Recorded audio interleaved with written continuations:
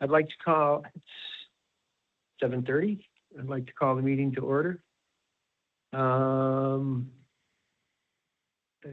So I believe, well, I know neither Candace nor Vic are going to make it, so it's just us, but I believe we have a quorum, so we can go forward. Okay. First order of business is the approval of the minutes for October 8th, 2025. Anybody have a chance? I read them. You read them? Any comments or corrections? None. Where wasn't the correction on there? I don't have. There's something about riparian rights. Yeah. Yeah, but I think that was corrected. Okay. Because Erica had a question and it was Riparian or something, and I'm like, no, riparian. Okay. So I think she corrected that. Very good. Okay, let's see. No, she didn't correct You it. didn't? No. Okay. So we'll change repairing to riparian. Yes. Any other changes or corrections? No. Can I have a motion to approve the minutes of October 8th? I make a motion to approve the minutes of October 8th with the one correction. I second that. All in favor? Aye. Thank you. We have minutes for the special meeting, virtual meeting of October 21st, 2025. Basically, that was a meeting where we approved our response on the STEEP's request for wake issues, how the effects of wakeboarding on our lake. Mm-hmm. Mm-hmm. Are there any comments or corrections on those minutes? No, I think the corrections were made, the ones we had. Yep. Can I have a? I submitted that the morning after our meeting, or, yeah. I think- Yeah, you did. Yeah. Yeah. And you sent a copy to us all, so Yep. thank you. Thanks very much. So could I have a motion to approve the minutes of the special meeting for October 21st? I make a motion to accept the meeting minutes of the special meeting on October 21st. I'll second that. All in favor? Aye. Aye. Thank you.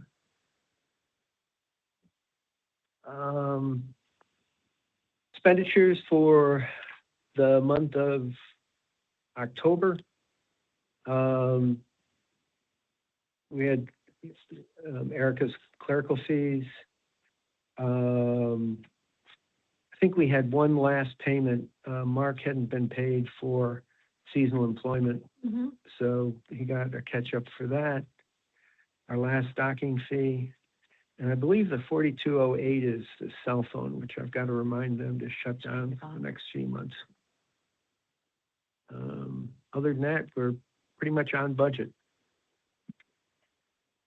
Any comments or questions? No, You guys want me to send this out ahead of time, or is it okay just to do it? it's fine here. Okay. Whatever's easier for you. Well, it's up. Whatever. It's usually not terribly complicated, so. All right.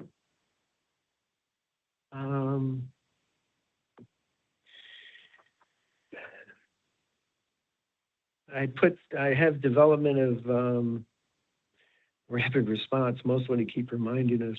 I'm sorry I did not schedule this. We need to schedule our get together to sort of complete our plan.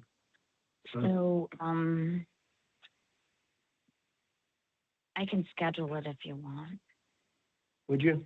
Yes, Thank you. because I think I'm the one with the complicated schedule Yeah. coming up unless you're traveling. No, Okay, I'm here till I'm here. okay. If you would do that, I would greatly I'll do it. appreciate it. Mm. I think Connecticut Federation of Lakes, they've had a couple of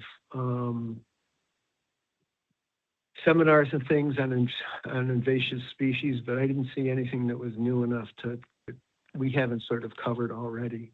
Yeah, I went to the one Not this month, but last month. This one was on fishing and I wasn't able to make that one. Yeah. So I think I think we just need to get together and finalize what our plans are gonna be and how we'll put it in effect.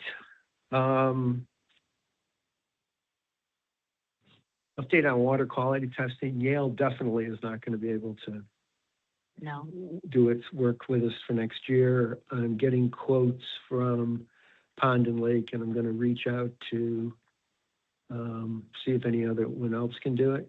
you. And I've been talking with Joel, because we also want to get samplings for phosphorus and nitrogen from the tributaries. And I've put in a request for quotes on those, Joel, and they haven't gotten back to me as yet, but we'll cover that off next month and when we do the budget. We're gonna have to figure out how much we can spend. Right now, we're spending $8,500. A couple of years ago, before we went with Yale, we were spending like 12 to 13. The last quote we got was like 80, Yeah, it was way Yeah. 20 something. Yeah, and that was much less. like twice a year. Yeah, yeah, it was really high. I should dig that out just because we're going to have to ask for more money the next budget round. Is basically what I'm saying. When you do get a quote, if it's high, ask if it's any cheaper if they save the samples and run a whole bunch at once rather than doing Run them. piecemeal. 'Cause Okay. At least at Yale, it's a lot of time to get the assays up and running, essentially tuning up the instruments. Yeah. Once they're running, then it's fairly quick. So. oh, so batching it might be easier in terms of less ramp up time. Yeah. Time there's, Exactly. I will ask that. That's it. Because if we have to wait for the water testing, I think we could wait a little bit. Yeah, I think we yeah, can yeah. batch and wait. Yeah. I mean, for invasive species, that we want to know right away. Oh, for sure. Obvious difference. Yeah, yeah. so, The issue was the big cost was, we wanted them to come out multiple times during the year. yeah, And that manpower, they had to bring a boat and was part of their high reason for They're high price. cost. Plus it was in there from Massachusetts, it was, but Yeah. didn't the vendor also, or we had a vendor at one time that would only do it twice a year? Yeah, it was just SWCA, I think. yeah. Yeah, Okay, yeah. so the water quality testing and the results that Yale has been doing, what data format is it in and who has that? In case we want to go back and reference it for any white papers we have to do. We, I think we have all the numbers in a, Excel spreadsheet. I think you have it. I don't know that I do. Okay, but Okay, If you could check and send it to me as a backup, that would be. I will do that. I'll also ask Andrew to update it for this year. mhm, He says he'll be back, hopefully back on the lake one more time. So we'll see. okay, In the tributary samples, he'll batch those with his next. Yes. December sample. Yeah. That's why we haven't heard on those. Yep. I think it's useful to consider why we sample. And it's not only, to me at least, everyone's opinion, it's not only for what's the health of the lake today, but what are trends? absolutely, the trend. And are any trends approaching a tipping point? And there, of course, you need an expert to project out to that. And then what would we do with that information? Maybe if we genuinely knew and worried about a tipping point, would we encourage regulatory agencies to be more stringent to prevent us from getting to such a tipping point? And what can we do with the data other than just look at it? Look at it and say, oh, Oh, gosh, yeah. Well, do we share it with Deep? oh, actually we do. Okay, Um, And they have a detailed database that could swallow it up if we can get yeah, it to them. we actually share it both with Deep and, the invasive, On the database? plant people. Okay. Who came and, pardon? Cares. Yeah, CARES, yes. They asked for, because they're becoming a repository of like information and data for the lakes. They asked for anything we had, so Okay. since they were good enough to come out and talk to us for a couple hours, I sent them everything we had. Because I mean, plus everything we have is on the website anyhow. and we need the water quality information for when we go to do permits, correct? They like to have it. They need most of, the big thing they have focused on is that every 3 years we do that Eastern Pond Mussel Survey. They like to have the water quality tested as well. So we send them what we have, but we do it mostly for us. Okay. Joel, to go back to what you were saying, I think it might be a two-step process. We noticed the phosphorus and the nitrogen going up. Then, the comment you brought up about seeing if we could identify, you said there were markers for septic tank generated phosphorus. And, if we found that was it, we could go back to the town used to have a very functioning program to make sure that everybody did their septic systems every X number of years. Mhm. And I believe that is not as, they're not as stringently enforced as it once was. I don't know if Lyme does. I know Old Lyme does for sure, because that's where I got all the information for the, Mine has nothing. yeah. Yeah, I think so. I think we would probably try to push on that and just go to public awareness. Mm-hmm. Right. Yeah. Does Ledge Lake cover Lyme? Yes, Yeah. Okay. yes, it does. Yeah. All right. So we'll circle back on what the cost of the testing will be and how much we can do. One other, just as a technical aside, Pond and Lake is giving us a quote. When they sample, they'll do a surface sample and they'll do a bottom sample. Yale actually used to do, I think, a sample every, Mm-hmm. So many feet. every so many meters, all the way down. I think we're going to have to be comfortable with top and bottom. Are And, they going to do one spot or a couple They're gonna- spots?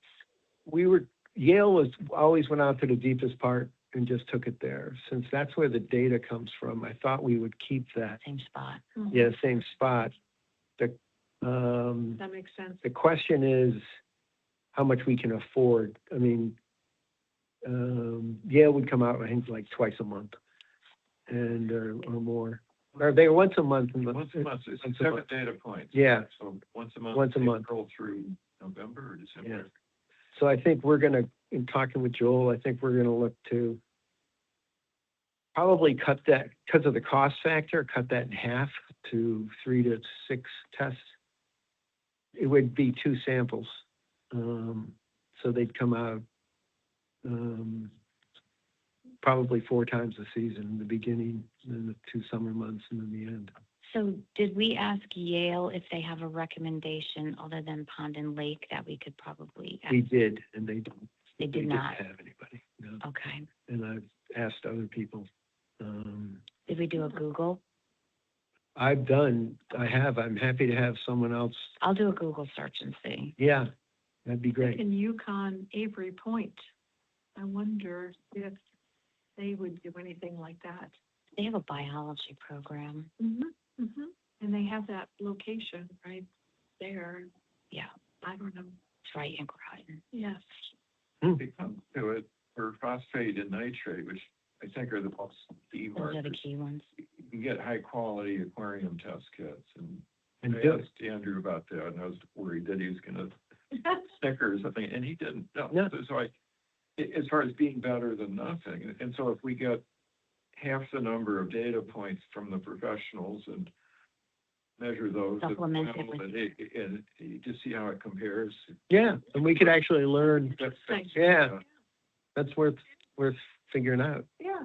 So let's see what the costs are and the budget are, and getting the full 7 samples would be the Would be select optimal, version. yeah. If it's half of that, we could Yeah. live with that. I mean, that's why I brought up what are our goals. So in terms of permitting, we want to look like good, responsible lake stewards, which I think we are. And the other, as I said, is to have leverage where if we do see issues and can back it up with data, that's where we can go to the public and comment on fertilizer and Septic. detergents and septic and things that are controllable. Yeah. Okay, thank you. Discussion on wake surfing. We did submit the letter. After that, Connecticut Federation of Lakes came out with a fairly detailed bibliography of other studies that had been done. So that'll give us information. I think the draft report is due out in mid-December, and we're supposed to get comments in by January 9. So, When is our January meeting? 10th. So Wow. If It's gonna be a fast turnaround. Okay, yeah. Deep that was doing the comment thing for the wakeboards? Yes, Yeah. Yeah. I thought I yeah, saw. they're Yeah, the ones who yeah. requested Yeah. water groups to comment. Yeah, That's great. yeah. Yeah. No, it's, I was too. Well, I think what they are doing is, they approve any local ordinances that a town may have on a lake. And so when Lake Wamarong, I can never pronounce that right, went and put their ordinances in, Deep was put in the position of having to review them. Mm-hmm. And so I think rather than step back, I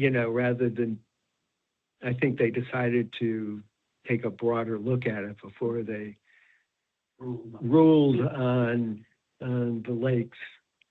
So, So what's going on with this? What did you say? What's going on with wakeboarding? Do you know what no, it not is? wakeboarding, wake surfing. Wake surfing, do you know what it is? Wake surfing is when you have a boat that is often weighed down in the back, so it creates a really large wake. And then someone can actually surf it without Without a tow. attached with a rope and behind the boat on sort of a standing wave that the boat creates. Mm-hmm. The problem is that because the wake is so large, it affects the bottom up to 20 feet down and stirs up the bottom sediments and all that and changes the ecology of the lake. It also has, pardon? It's a slow movement too. Yeah. And it also has effects on the shoreline It erodes and it. it erodes it, and it has effects on other people that are around because the wakes are much larger than the other boats that are out there. So if you're in a kayak or a paddleboard or whatever, you're much more at risk if a boat like this goes by. I don't think I've ever seen one. There were 2 on the lake last summer for a little, I've never just for a little bit. Yeah, no, it's, The concern that the popularity of it will increase because local neighboring lakes are not permitting it, and we don't have anything that addresses it. Right. so we're, Ordinance to ban them passed at Lake Warramog. It was a town ordinance and the people voted and it's banned. Isn't that what you call it? In Florida. Yeah. Whatchamacallit, Barbara.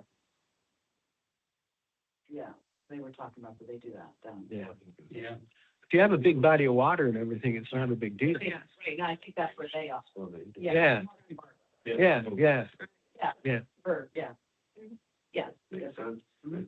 Yeah, no, it's a concern, and it's something you want to address as, Yeah. before it gets to be a big deal, yeah. patrol boat docking at Haynes Park. I met with Parks and Rec last Thursday night. They okayed us purchasing the dock for, oh, there's a war story that goes with that, but they okayed us purchasing the dock. What we're trying to do is right now the patrol boat that's on the lake is docked at a local residence. And there's not very much parking there. There aren't bathroom facilities. So we were thinking we need a place to dock it long-term. So we talked to the people down at Haynes Park, the rowers. Mhm. They have, you've probably seen those white chase boats they have. Their dock there needs to be replaced. So if we replace that dock and add 10 feet to it, we could actually put our boat down there as well. So we were looking to do that. And the school is willing to pony up half the cost. So, yeah. Mm-hmm.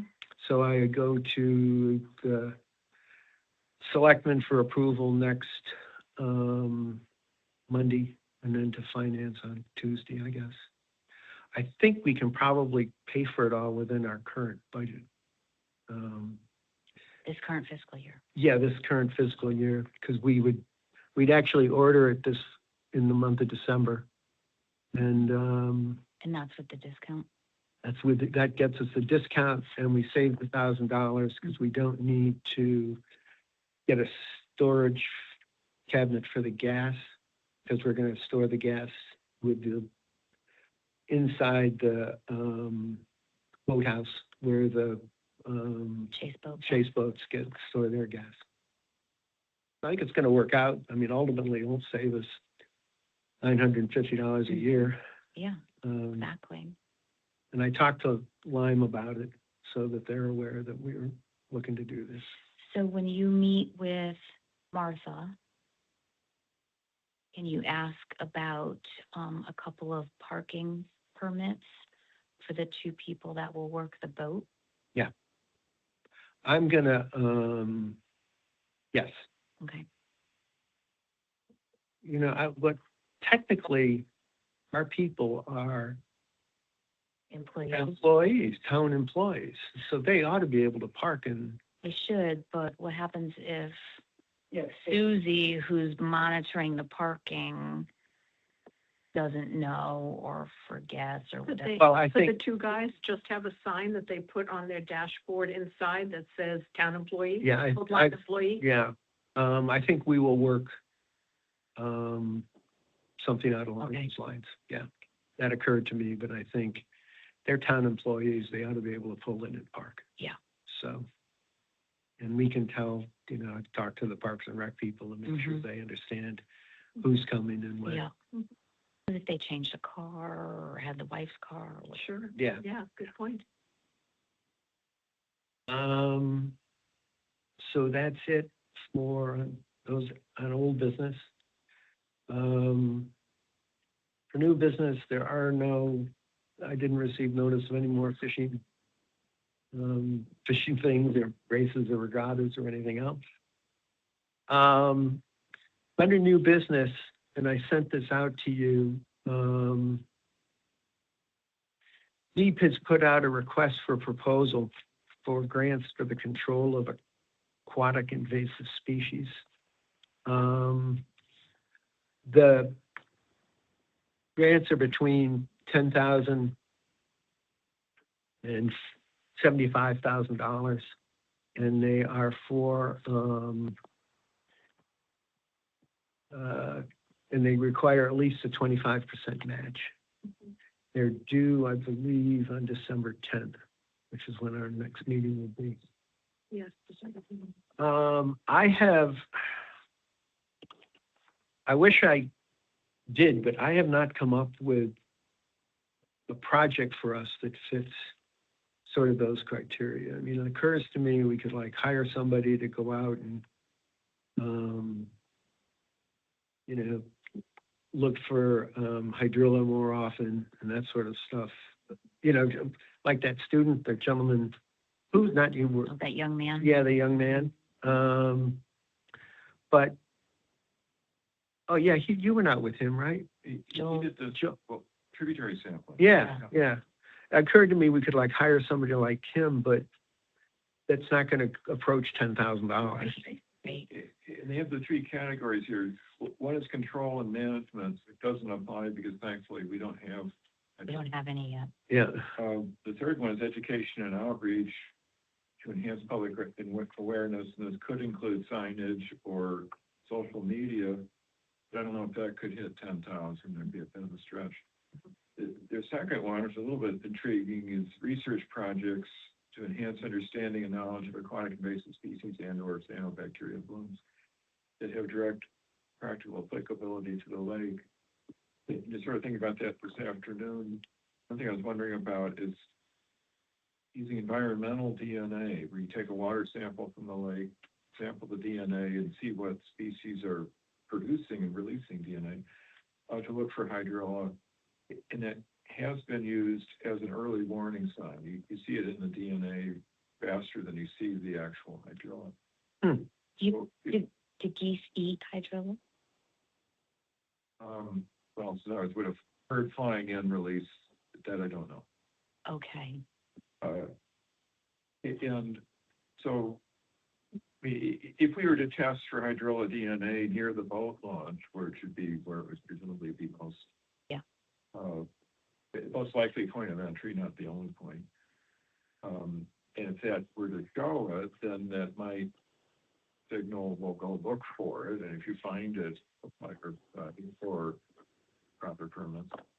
Or it might indicate you've got DNA, therefore my herbicide, whether you see it or not, or I mean, these are the sorts of things that, if they're viable to have in the Connecticut Lake arsenal, then they should be used. And if they're not being used, is that because people just haven't gotten into yet, or if it's not viable? But I didn't know if there's worth any exploration along those lines. I think that's a great idea. I think cost. I don't know. And what company test for DNA? You know, Yeah. and again, just Googling, I found some of that. But that was the only thing I could think of that could possibly fall under the research projects. And I don't know, but it's currently half baked, so I don't know if it's it will survive a full bake. I didn't have anything in the bowl to mix, so you're way ahead of me. I think that's actually a really interesting concept. I think, I don't know if we can do it in a month, but we can try to, I mean, it can't hurt to, I think we should try to flesh that out. I mean, if it says that for a few thousand, we can learn a lot more, then I wonder if that's something we can find in our own budget. And if it's something where 10,000 would be very useful and new, at least from a Connecticut point of view, then that could be a grant. And I think these grants are tending to go to the lakes that are hit hard and are really desperate. I think so. Oh, sure. So I think Rogers Lake thankfully is in great shape at the moment at least. Yeah. And so we're probably at the back of the line, which is a good thing for us, but it just for this research question, if nothing else, floating the question could lead to conversation. Yeah. So Joel, what are you using to get, what is the vessel the DNA is in that we would collect, or a company would collect? I need to read more. I was reading something about you're pumping it through a filter, so you're constantly collecting and then you periodically change the filter. So you take the sample from the filter. So some sort So you get a concentration of DNA, of matter. yeah, I think if you just take a spoonful. You're not going to get a concentration. Yeah. Oh, that's, yeah. But this is just reading. Yeah. So when you talk about invasive species, so are you referring to like the lake? I don't know what to call it, because I grew up here. The Yeah. lake is a lot more filled with seaweed or whatever you want to call it. We Plants.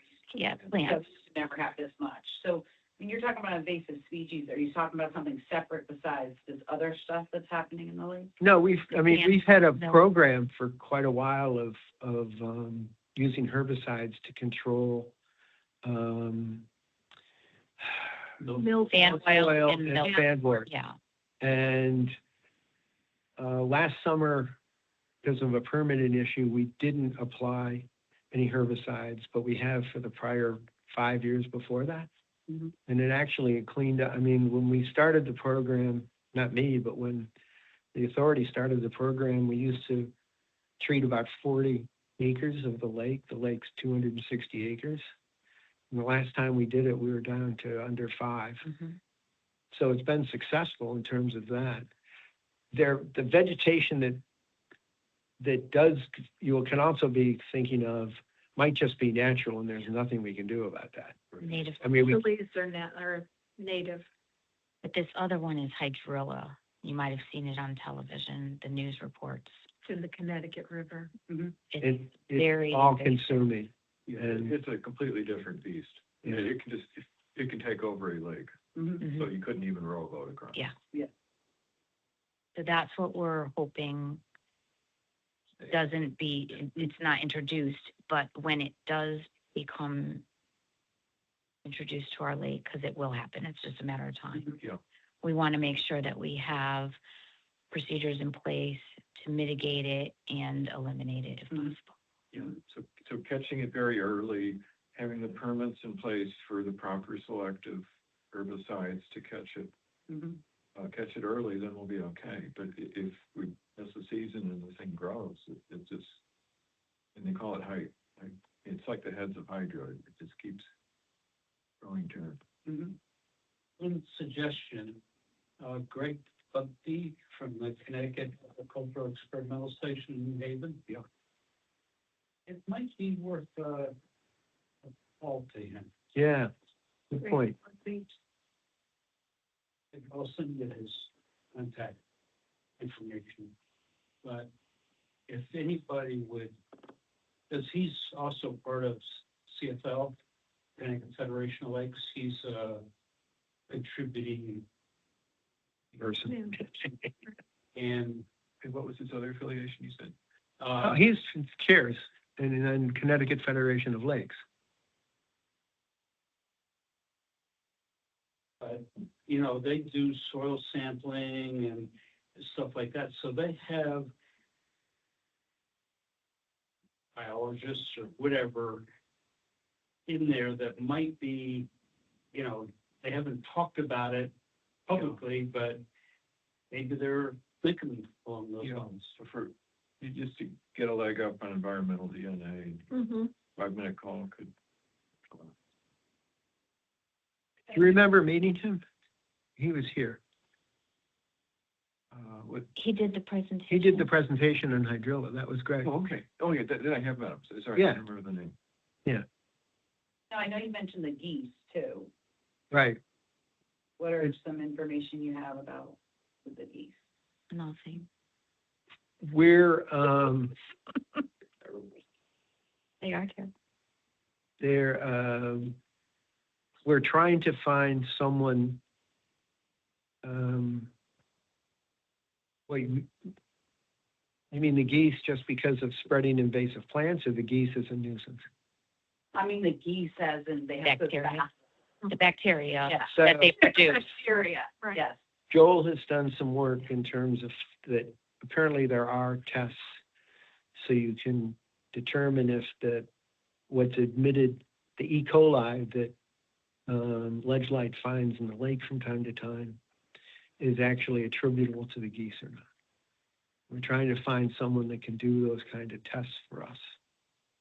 You have to So- build a case.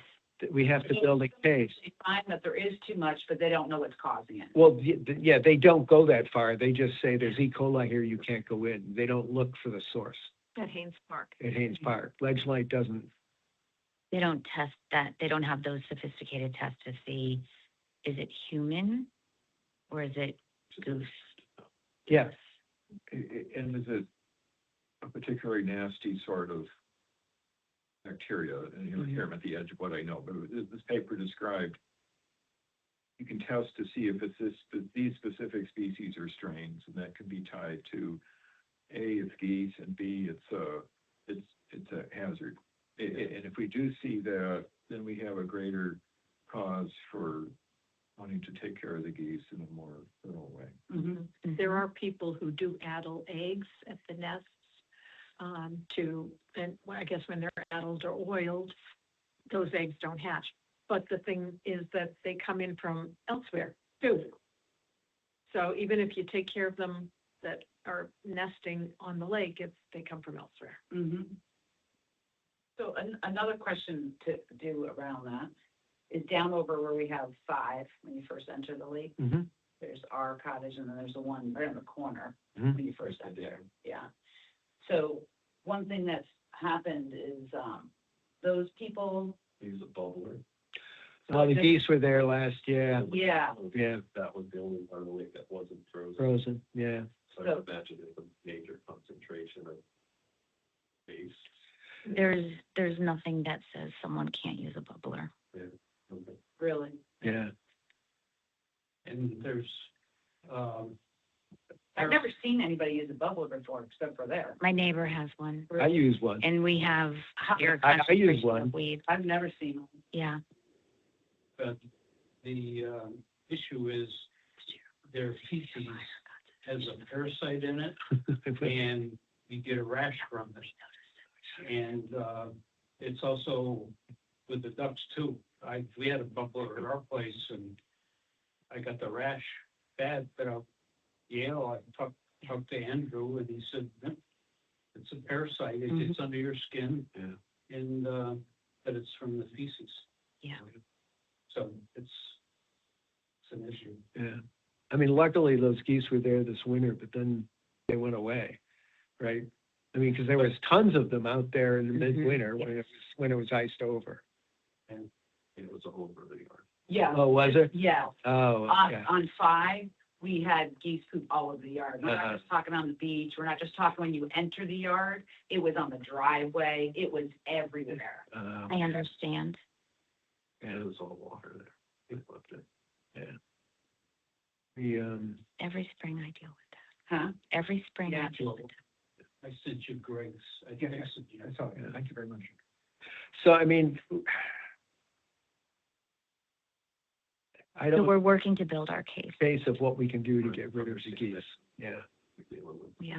But and Janelle brings up a good point, is that we have to do it in coordination of the other places the geese are.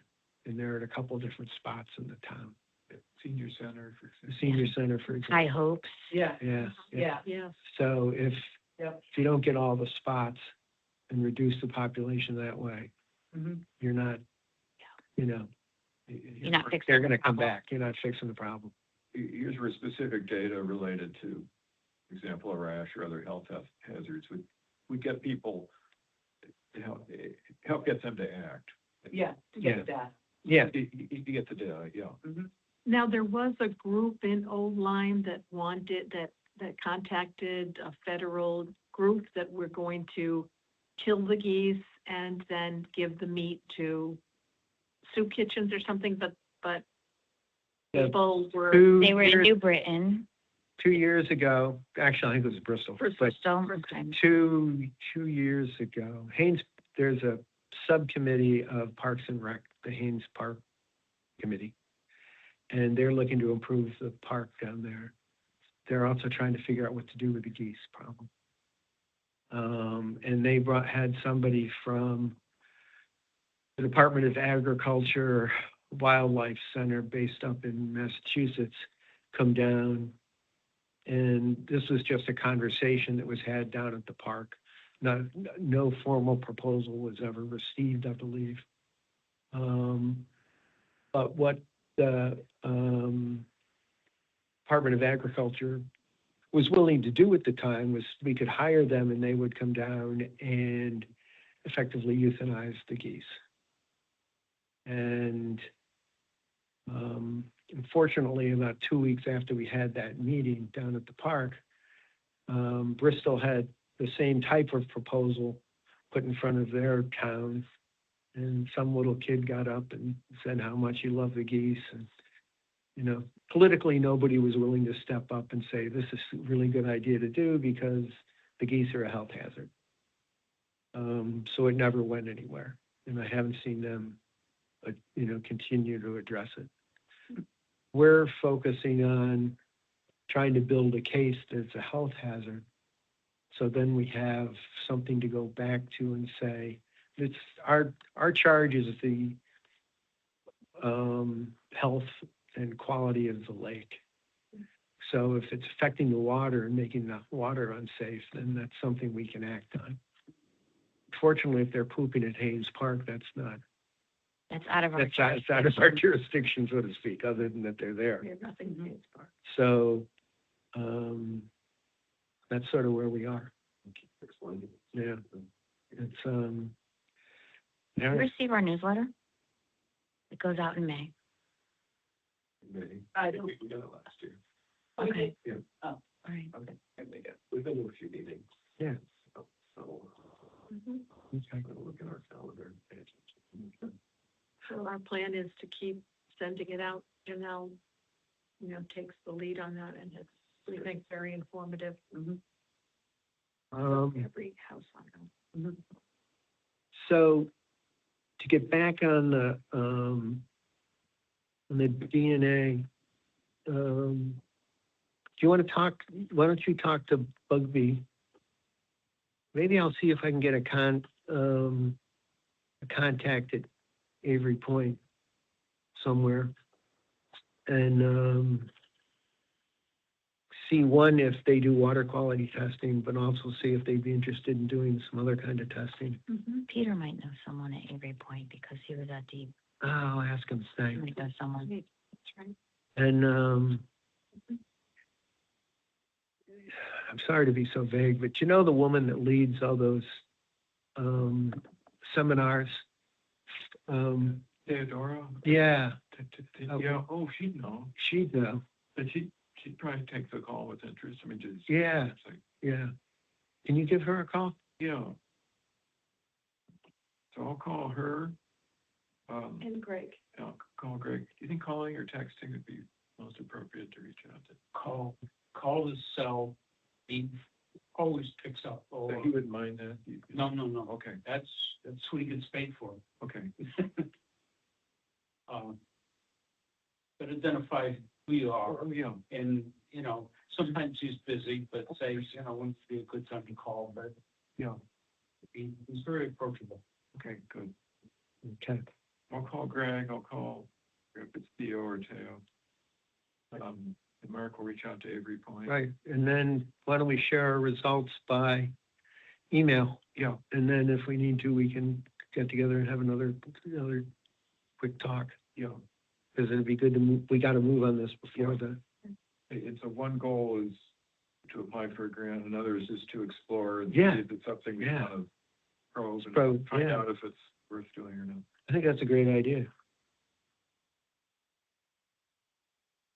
All right. Thank you.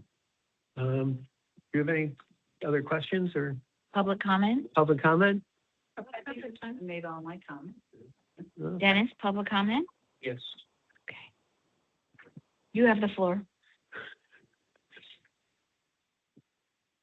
I generated a Gmail group called Rogers Lake Authority and posted stuff on it. And when I went off the committee, I guess it was fairly active when I was around, but nothing's happened. But people have found it now. And They emailing? well, they want to join the group, and because I'm the moderator, I have to approve them. And so I don't. Are you asking if we should shut it down I or think we have transfer it? Good communications protocol Yeah. set up without that. Yeah, because you can go to the town. So can I? You can shut it You can down shut it down. and refer them to the RLA page at the town website. Yeah. Either Yeah. I think that's a good Get idea. somebody. And then I got, You got another one? I got somebody else at, I'm trying to sell you something, Dennis. I'm trying to sell you something. Okay, so I'm gonna. Yeah, shut it. I think I'm just that's a good gonna idea. shut it down. Just shut it down. Yeah. Because I think having one focal point of where Mhm. all of our information is Yeah. much better than a couple. And, Let's, Cancel. I'll make that happen. all right, thanks, thank you. Okay. Has Tom left? As of last night. Okay, Oh, was he a snowbird? Mhm. I just wondered because it's once, I think it's colder down there than it is up here. so we don't have blizzards falling from the trees. True, that's true. 30. He better bring his winter coat with him. All right. Well, any other comments? Have any? no. I make a motion to adjourn. Do I have a second? I second that. All in favor? Aye. I Thank you. Good night.